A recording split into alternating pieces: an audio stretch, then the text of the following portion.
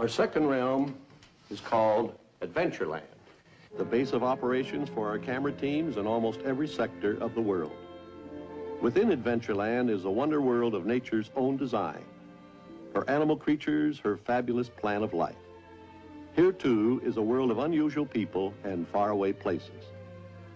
To tell about Adventureland and the stories to come from here is producer Ben Sharpstein.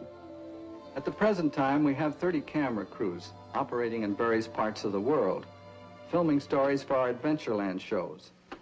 Actually, it would be difficult to single out any one of these as being most interesting. But one that is certainly most unusual is this expedition that we have here in the Galapagos Islands, directly on the equator. Just getting there was an adventure filled with hazards. 2 men at sea for 25 days. Only 30 feet of boat to furnish transportation, living quarters, and carry supplies for a 6-month stay. On their arrival, they were greeted by a welcoming committee, and so, for Conrad Hall, the filming of the Galapagos story began before he even reached the shore.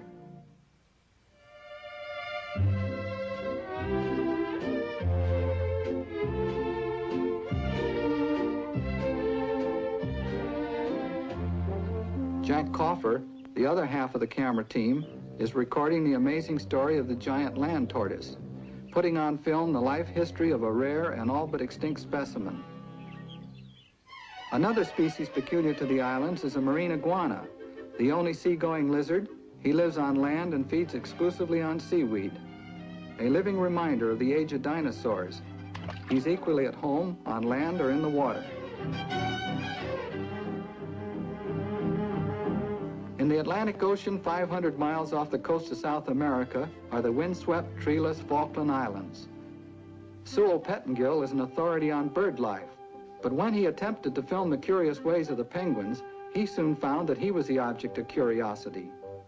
A shaving mirror placed among them to divert this curiosity made matters worse, for now, the penguins had discovered the most fascinating spectacle of all, themselves.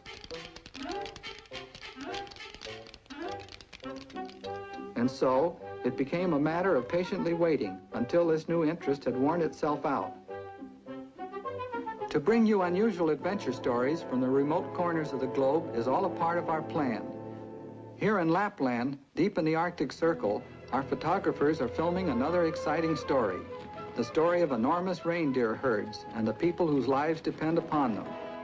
As the herds migrate from one feeding ground to another, so must the families, a people who are literally herded by their cattle.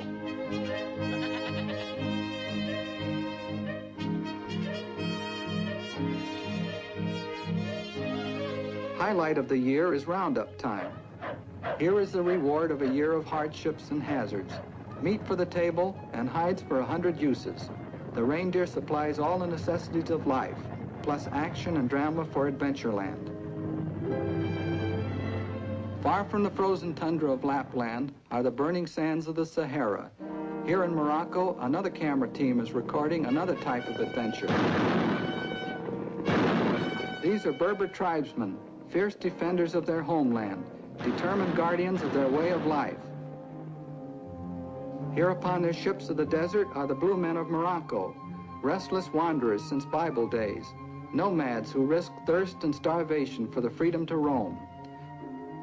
When tribesmen meet tribesmen upon an oasis, months of hardship are soon forgotten. Privation gives way to primitive expressions of pent-up emotion. These people have chosen this way of life, a life they fight to retain.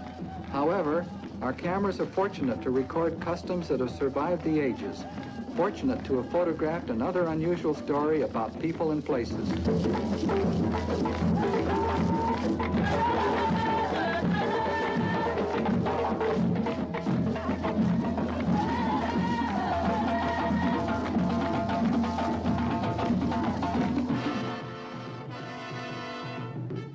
In Portugal, our cameras are filming an unusual and exciting tradition that is very close to the hearts of the people. This is no ordinary bullfight.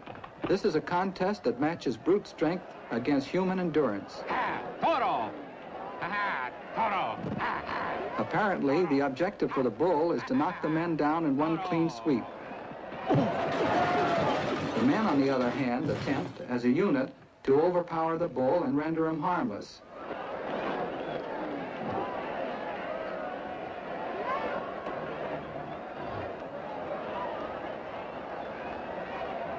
In these encounters, the bull does not lose his life. In fact, as things turn out, the bull gets as much fun out of it as anyone else.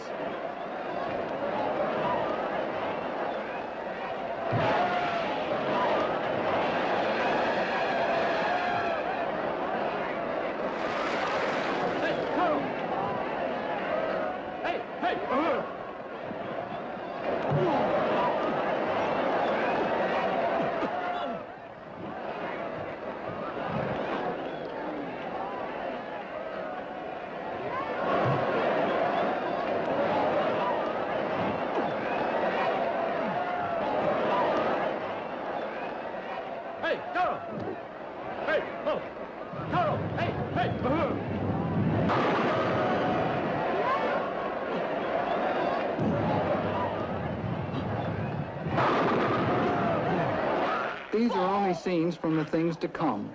For in the four corners of the world, 30 camera teams are filming other exciting and unusual stories. These will all become part of our Adventureland series.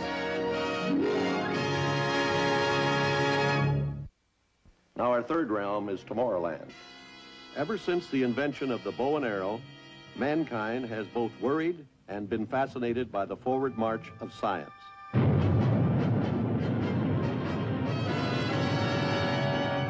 Today, with the recent discovery of tremendous natural forces and their harnessing to man's use, man is still anxious, yet still hopeful. In the programs to come from Tomorrowland, we plan to explore these forces and their use, to find some measure of understanding about the things that lie before us.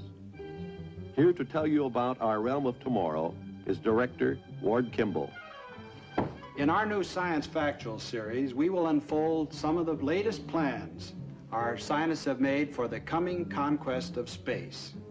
For instance, we will actually show you the designing, building, and the launching of the first passenger-carrying rocket ship into outer space. Here's an exploded view of the ship showing how each of the 4 rocket sections will be used to blast the rocket with its 10-man crew to over 1,000 miles above the Earth. Floating high above the atmosphere, our space pioneers will face situations unknown in our present earthbound life. We will illustrate the problems to be encountered with our own specially designed common man. Up in space, with no gravity to hold him down, he won't know which end is up. He will be absolutely weightless. It will not be easy for him to eat, to sleep, or to drink. With their mathematical calculations and rough sketches, scientific advisors have helped our artists create a brand new spacesuit. Built-in construction tools are one of its mechanical features. You will see this suit in action when we show the construction of the first atomic-powered space station. This base, floating 1,000 miles above the Earth, will be the jumping-off point for our trip around the moon. Years ago, Jules Verne wrote one of the first space stories, in which he fired his heroes to the moon from a large cannon. However, our requirements for a moonship had to be much more modern. Here again, our scientists helped us solve the problem.